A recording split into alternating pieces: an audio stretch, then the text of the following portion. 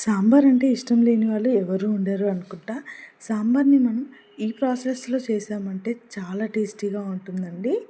ముందుగా ఒక పెద్ద గ్లాసు కందిపప్పును తీసుకొని బాగా కడిగిన తర్వాత ఒక గ్లాస్ పప్పుకి మనం 3 గ్లాసుల నీళ్ళు అనేది వేసుకుంటున్నాం.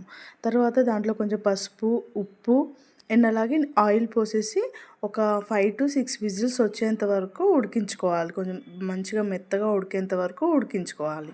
ఈలోపు మనం సాంబార్లో వేయడానికి వెజిటేబుల్స్ అనేది కట్ చేసుకుంటున్నాం. ఆనియన్స్, మునక్కాయలు, క్యారెట్, సొరకాయ, టమాటా, పచ్చిమిర్చి, కొత్తిమీర అండ్ అలాగే మీరు ఇంకా ఏమైనా ఇంట్రెస్ట్ ఉంటే వంకాయ కానీ లేదు అంటే బెండకాయ వేసుకున్నా చాలా టేస్టీగా ఉంటుందండి. మనం ఇక్కడ అల్లం వెల్లుల్లి పేస్ట్ అనేది ఫ్రెష్గా దంచి వేసుకుంటేనే మనకి సాంబార్ అయినా ఏ కూర అయినా మంచి టేస్ట్ వస్తుంది. ఇలా మెత్తగా ఉడికేంత వరకు ఉడికించుకోవాలి.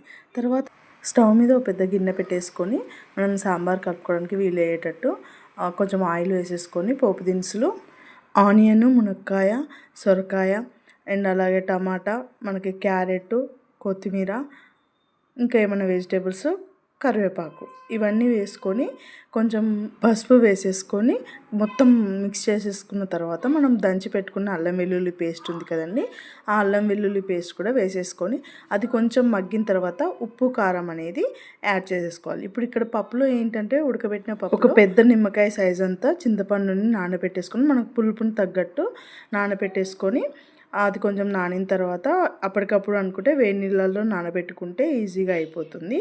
ఆ చింతపులుసుని మొత్తం కూడా మనం ఉడకబెట్టిన పప్పులో వేసేసుకొని మిక్స్ చేసేసుకోవాలి. ఇక్కడ ఉప్పు కారం వేసాక ఈ ముక్కలన్నీ మగ్గిన తర్వాత అంటే ఉడికిన తర్వాత ఈ పప్పు చింతపులుసు మొత్తం ఇందులో యాడ్ చేసేసుకొని బాగా మసిలిన తర్వాత మనం ఇక్కడ సాంబార్ పొడి అనేది యాడ్ చేసేసుకుంటున్నాం. అంతే. ఇక్కడ వచ్చేసి మనం ఉప్పు కారం ఎలా ఉంది, ఉప్పు సరిపోయిందా లేదా అనేది టేస్ట్ చూసుకొని ఉప్పు మిక్స్ చేసుకోవచ్చు. అంతే, చాలా టేస్టీగా ఉంటుంది.